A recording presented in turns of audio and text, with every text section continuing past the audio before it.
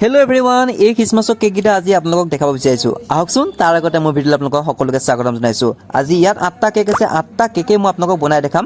কেনেকৈ বনাম আপোনালোকে প্ৰতিটো কেক চাব পাৰিব, কেনেধৰণে মই বনাইছোঁ। আহকচোন ভিডিঅ'টো আৰম্ভ কৰোঁ। কেককেইটা আজি মই কেক ফিনিচিং কৰা নেদেখাওঁ, মই অনলি ডিজাইনখিনি দেখাম।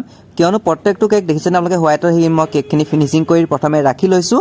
তাৰপিছত মই ডেক'ৰেশ্যনখিনি এনেধৰণে কৰিম। প্ৰথমে মই ৰেড কালাৰ দিলোঁ, তাৰপিছত গ্ৰীণ কালাৰ দিছোঁ। গ্ৰীণ কালাৰত আৰু ৰেড কালাৰতে প্ৰায় খ্ৰীষ্টমাছৰ কেকখিনি হয়। আৰু এনেধৰণে মই এইটো একেবাৰে চিম্পুলত বনাইছোঁ। আজি প্ৰত্যেকটো কেক মই চিম্পুলত আপোনালোকক দেখাবৰ কাৰণে চেষ্টা কৰিম। আৰু মাজৰ অংশত য'ত হোৱাইট হোৱাইট আছে তাত দেখিছেনে গ্ৰীণ ট্ৰিটো মই কেনেধৰণে আৰ্ট কৰিছোঁ চাওকচোন। আৰ্ট মানে নহয়, কেনেধৰণে ডিজাইনটো দিছোঁ আৰু গছৰ দৰে ট্ৰি লাগে যিহেতু এনেধৰণে দিছোঁ সম্পূৰ্ণ চাৰিওফালে।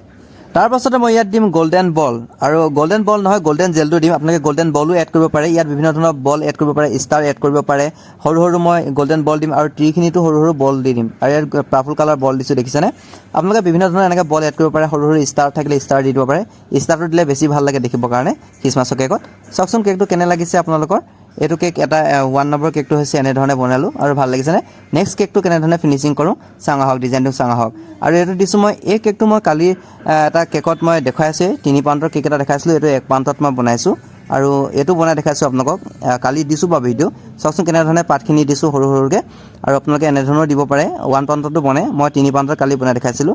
তাৰপিছতে মাজত ৰেড কালাৰটো কেনেধৰণে দিছোঁ আপোনালোকে মন কৰকচোন। ডট ডটকৈ দিছোঁ, এনেধৰণে ডট ডটকৈ দিব। তাৰপিছত আপোনালোকে ইয়াত বিভিন্ন ধৰণৰ ষ্টাৰ দিব পাৰে, গল্ডেন বল দিব পাৰে, বিভিন্ন ধৰণৰ বল এড কৰিব পাৰে। আৰু চাওকচোন তলতো মই বৰ্ডাৰ ৰেড কালাৰ দি দিছোঁ আৰু ইয়াত মই বলখিনি এড কৰিম, হোৱাইট বলছ দিছোঁ। বিভিন্ন ধৰণৰ বলছ এড কৰিব পাৰে মই কৈছোঁৱে। তেতিয়া বলছখিনি দিলে ভাল লাগে দেখিবৰ কাৰণে, খ্ৰীষ্টমাছৰ দৰে লাগে না। মই ষ্টাৰ এটাটো এড কৰা নাই, আপোনালোকে ষ্টাৰখিনি দিব। ফণ্টেনত যদি কাটি ষ্টাৰ দিয়ে তেতিয়াও ভাল লাগিব। আৰু ইয়াত যদি মেৰী খ্ৰীষ্টমাছ লিখি দিয়ে বহুত ধুনীয়া লাগিব দেখিবৰ কাৰণে। আৰু নেক্সট কেকটো আহকচোন চাওঁ কেনেধৰণে বনাওঁ। এইটো হৈছে খ্ৰীষ্টমাছৰ চেণ্টা ক্লজটো কেনেধৰণে বনাইছোঁ চাওকচোন। ৰেড কালাৰত একেবাৰে বনাব, কিন্তু এইটো সহজ। মই প্ৰত্যেককেইটা কেক কিন্তু একবাৰ বনাবৰ কাৰণে সহজেই কেক দেখাই আছোঁ আপোনালোকক, একেবাৰে বনাবৰ কাৰণে সহজ। চাওকচোন কেনেধৰণে কৰিছোঁ আৰু সুন্দৰ ডেক'ৰেশ্যন হৈ পৰে নহয়নে বাৰু।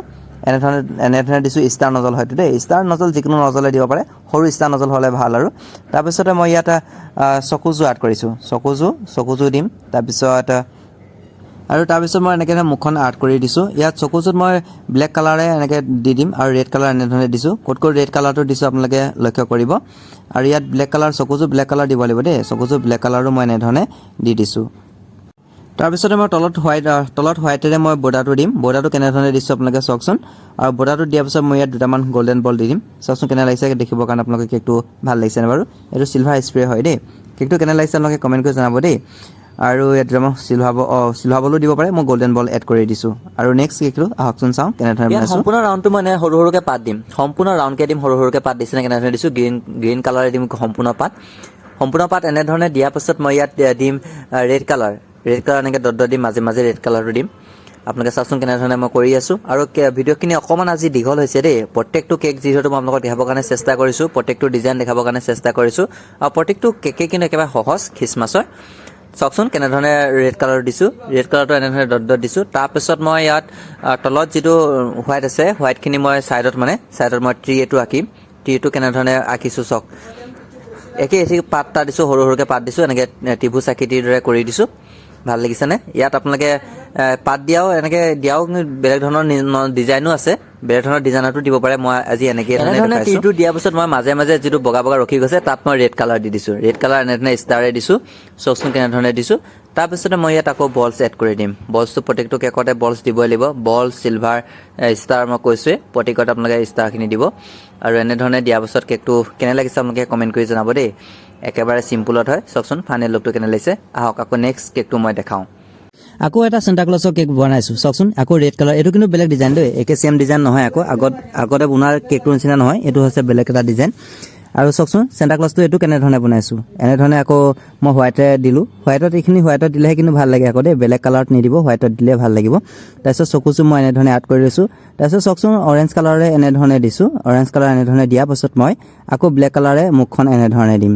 চাওকচোন কেনে লাগিছে। ইমান জল্দি পটককৈ হৈ যায় এইবোৰ ডিজাইন দেখিছেনে।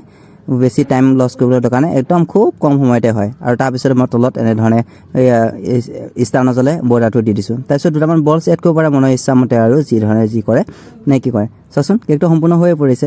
ভাল লাগিছেনে বাৰু আপোনালোকে কমেণ্ট কৰিব দেই কোনটো কেক আপোনালোকৰ ভাল লাগিছে একেবাৰে সহজেৰে বহুত জলদি হৈ যায় আহক আকৌ এটা নেক্সট কেক দেখাওঁ এইটো এবাৰ ট্ৰিটো আঁকি দেখাম ট্ৰিজোপা গছজোপা মই কেনেধৰণে আঁকিছোঁ চাওকচোন এইজোপা ব্ৰাউন কালাৰে মই এইটো দি লৈছোঁ ব্ৰাউন কালাৰ গছৰ এইটো দি লৈছোঁ তাৰপিছত ট্ৰিটো কেনেধৰণে আৰ্ট কৰিছোঁ চাওকচোন সৰু সৰুকৈ এনেকৈ ধৰণে আঁচ দি দিছোঁ আপোনালোকে যদি আঁচ এনেকৈ নিদি ষ্টাৰ নজলত ভৰাই পেলাই একেবাৰে ডাঙৰ পৰা সৰুৰ পৰা একেবাৰে ডাঙৰলৈ দিব পাৰে ডাঙৰ পৰা বা এনেকৈ সৰুলৈ দিব পাৰে ষ্টাৰ নজলত ভৰাই তেতিয়াও কিন্তু কেকটো দেখিবৰ কাৰণে ভাল লাগিব মই এনেধৰণে দিছোঁ এনেধৰণে দিয়াতকৈ কিন্তু সেইটো তেনেধৰণে দিলেও ভাল লাগিব তাৰপাছতে মই দুটামান বলছ এড কৰি দিম বিভিন্ন ধৰণৰ বলছ এড কৰি দিম তাৰপিছত কৈছে বলছ ষ্টাৰ যিখিনি যি দিব পাৰে আৰু আপোনালোকে দেই ইয়াত এনেধৰণে দিব পাৰে তাৰপিছতে মই ইয়াত তলত বৰ্ডাৰটো ৰেড কালাৰৰে দিম ৰেড কালাৰ এনেধৰণে বৰ্ডাৰটো দিয়াৰ পাছত মই মাজৰ অংশত যিটো ছাইডত মই গ্ৰীণ কালাৰ এনেধৰণে ষ্টাৰ নজলেৰে দিছোঁ তাৰপিছত দুটামান বলছ এড কৰি দিব আৰু হৈ পৰিব কেকটো চাওকচোন কেনে লাগিছে কেকটো দেখিবৰ কাৰণে তাৰপিছতে আকৌ ইয়াত হোৱাইট বলছো দি দিছোঁ মাজে মাজে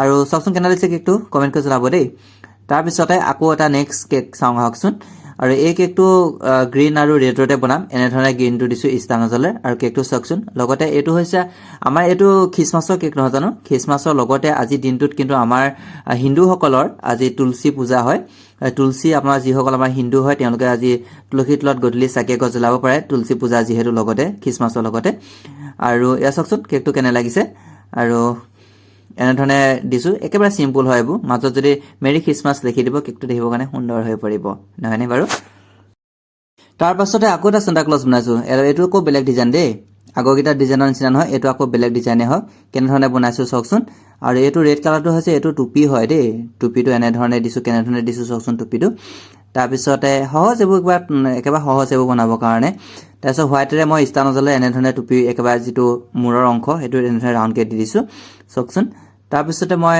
তলতো বৰ্ডাৰটো হোৱাইটেৰে এনেধৰণে দি ল'লোঁ তাৰপিছতে মই চকুযোৰ আৰ্ট কৰিম আৰু কেকটো সম্পূৰ্ণ হৈ পৰিব আজি 8টা কেক মই আপোনালোকক একেটা ভিডিঅ'তে দেখাব চেষ্টা কৰিলোঁ আৰু এই কেককেইটা দেখিবৰ কাৰণে আপোনালোকৰ কেনে লাগিল আৰু কেককেইটা আজি অলপ মই সোনকালে ভিডিঅ'টো আপলোড কৰিম আপোনালোকে চাওকচোন কেনে লাগিছে ভিডিঅ'টো সোনকালে আপলোড কৰিম এইকাৰণে আপোনালোকে যদি অৰ্ডাৰ আহিছে তেনেহ'লে আপোনালোকে বনাব পাৰিব মোৰ ভিডিঅ' চাই আপোনালোকৰ সুবিধাৰ কাৰণে নহ'লেতো মই 12টা বজাত ভিডিঅ' আপলোড কৰোঁ দিনৰ আজি অলপ সোনকালে ভিডিঅ'টো আপলোড কৰি দিছোঁ আপোনালোকৰ সুবিধাৰ অৰ্থে আৰু চাওকচোন কেকটো কেনে লাগিছে কমেণ্ট কৰি জনাবলৈ নাপাহৰিব কেককেইটা আৰু সম্পূৰ্ণ কেককেইটা আহকচোন চাওঁ কেনে লাগিছে প্ৰত্যেক 8টা কেক এৰিয়া সম্পূৰ্ণ ৰেডি হৈ গ'ল আৰু কোনটো কেক আপোনালোকৰ চবত থাকি বেছি ভাল লাগিলে কমেণ্ট কৰি জনাবলৈ নাপাহৰিব আৰু এনেধৰণৰ যদি ভিডিঅ'বোৰ পাই থাকিব বিচাৰে প্ৰতিদিনে নতুন নতুন ভিডিঅ' যদি পাই থাকিব বিচাৰে নতুন নতুন কেক যদি শিকিব বিচাৰে তেনেহ'লে মোক ফ'ল' কৰি ৰাখিব আজিলৈ বাই বাই নেক্সট এটা ভিডিঅ'ত আকৌ লগ পাম থেংক ইউ